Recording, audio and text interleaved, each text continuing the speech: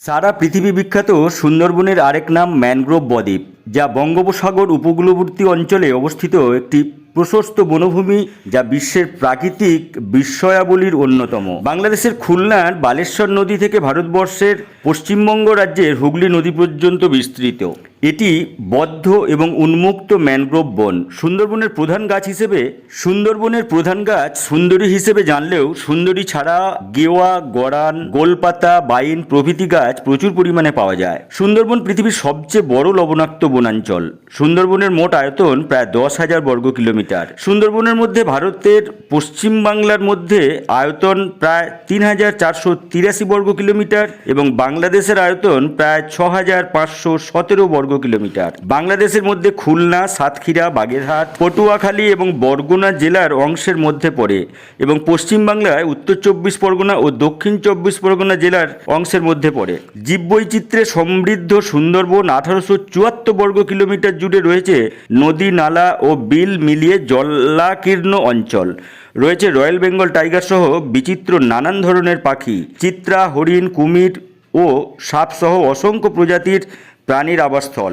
রয়েছে প্রায় 350 প্রজাতির উদ্ভিদ, 120 প্রজাতির মাছ, 270 প্রজাতির পাখি, 42 প্রজাতির স্তন্যপায়ী, 35 প্রকারের সরীসৃপ এবং 8 প্রকারের উভচর প্রাণী।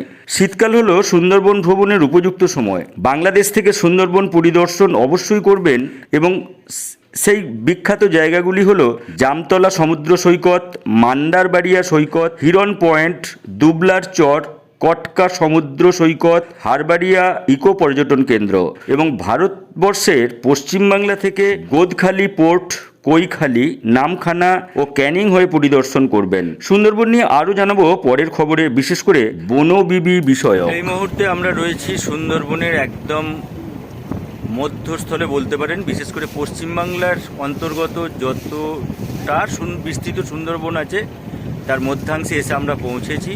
আমরা সমুদ্রের দিকে এগিয়ে চলেছি, বা আমরা মানে আমাদের লঞ্চ। এখন আপনারা দেখতে পাচ্ছেন যত দূর পর্যন্ত চোখ যায় শুধু জল আর জল, তার মাঝে বইছে বাতাস, উঠছে হালকা ঢেউ। আমরা এগিয়ে যাচ্ছি। দেখুন, আমরা খুব একটু কাছ থেকে দেখাবো লঞ্চের সেই ঢেউ যেটা জলে মারছে।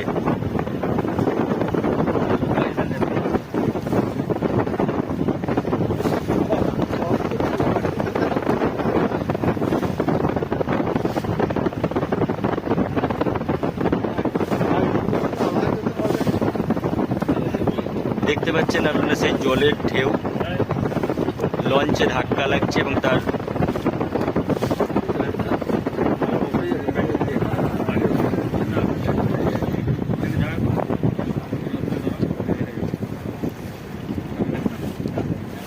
দেখতে থাকুন। আবার আপনারা আমরা দেখাচ্ছি আপনাদের সেই বিস্তীর্ণ জলরাশি। একটু যদি ঘুরিয়ে নিই আমরা দেখাবো মাঝে অনেকই বড় ট্রলার বা লঞ্চের মাধ্যমে মৎস্যজীবীরা মাছ ধরতে এসছে সমুদ্র উপকূলবর্তী স্থানে।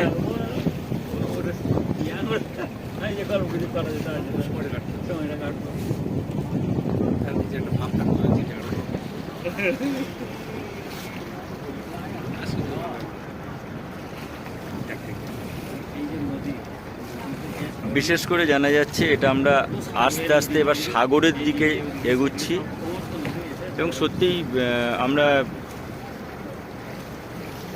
নদীর যে জলস্তর, তার যে চওড়া দিক যে আস্তে আস্তে বাড়ছে, সেটা কিন্তু আমরা চোখের সামনেই দেখতে পাচ্ছি। আপনারাও দেখতে পাচ্ছেন সমুদ্র অভিমুখী, অর্থাৎ গঙ্গাসাগর যে সাগর, সেই সাগরের দিকে আমরা কিন্তু এগিয়ে চলেছি।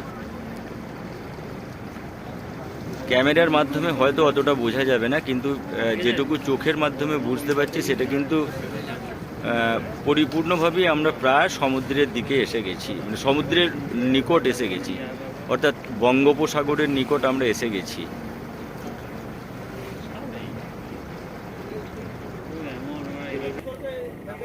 আমরা এই মুহূর্তে যেখানে রয়েছি আপনারা দেখতে পাচ্ছেন সেই পঞ্চ নদীর যে সঙ্গমস্থল, সেই সঙ্গমস্থলে রয়েছি, যার জন্যই বহু দূর দূর থেকে যে মাতলা, বিদ্যাধরী সহজে আরও নদী রয়েছে, সেই নদীগুলি কিন্তু এখানে কেন্দ্রবিন্দু বলতে পারেন, যেটাকে পঞ্চনদীর স্থল বলতে পারি। এবং আরও সামনে আছে দোবাঁকি।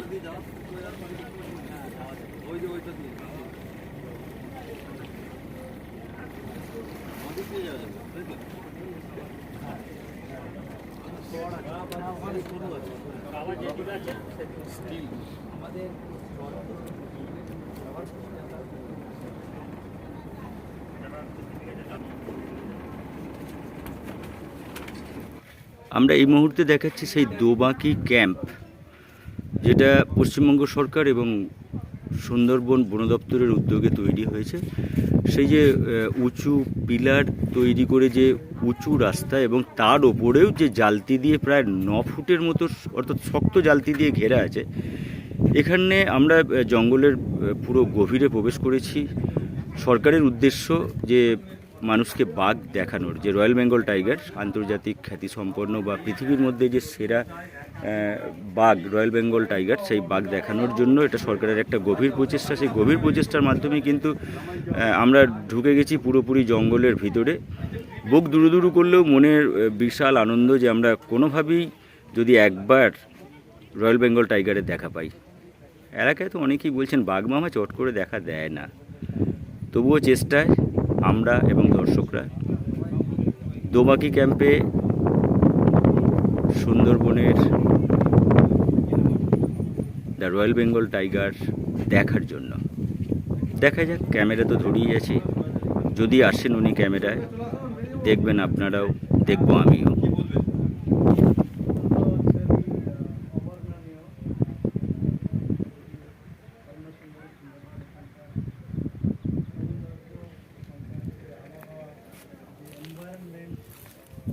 এটা দেখছেন সরকারের উদ্যোগেই তৈরি করা হয়েছে যে জায়গাটা, সেটা হচ্ছে একটা চারদিকে বাঁধ দিয়ে একটা গভীর পুকুর খনন করা হয়েছে, যাতে এখানে যে হরিণ, বাঘ, চিতা ছাড়াও আরও অন্যান্য যে প্রাণী বা পাখি আছে তাদের জল খাবার জন্য কিন্তু এটা ব্যবস্থা করা হয়েছে, তাদের পিপাসা মেটানোর জন্য এটা ব্যবস্থা করা হয়েছে।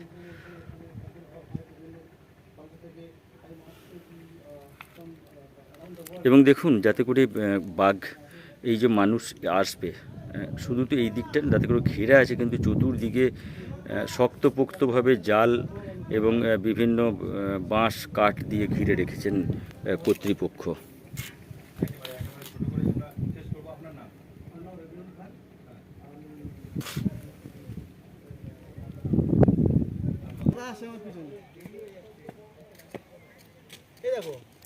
কোনোভাবেই বন্য পশু বা বাঘের আক্রমণে যাতে করে যারা দর্শক বা এখানে এসছেন উৎসাহী বিভিন্ন এলাকার মানুষ, তারা যাতে তাদের শরীরের ক্ষতি বা প্রাণঘাতী না হতে পারে, যার জন্যই কিন্তু সরকারের পক্ষ থেকে এবং সুন্দরবন ফরেস্ট ডিপার্টমেন্টের উদ্যোগে যে শক্ত দড়ির যে জাল, তা কিন্তু এখানে লাগানো হয়েছে। এবং একটি নয়, দুটি নয়, প্রায় 3 থেকে 4টি কোনো কোনো জায়গায় জাল লাগানো আছে, যাতে করে বন্য প্রাণীর হাত থেকে রক্ষা পেতে পারে পর্যটকরা বা যারা ঘুরতে এসছেন বা বাঘ দেখতে এসছেন সুন্দরবনের দ্য রয়্যাল বেঙ্গল টাইগার। আজ এখানেই রাখলাম, আবার আগামী পর্বে আসছি আপনাদের জন্য।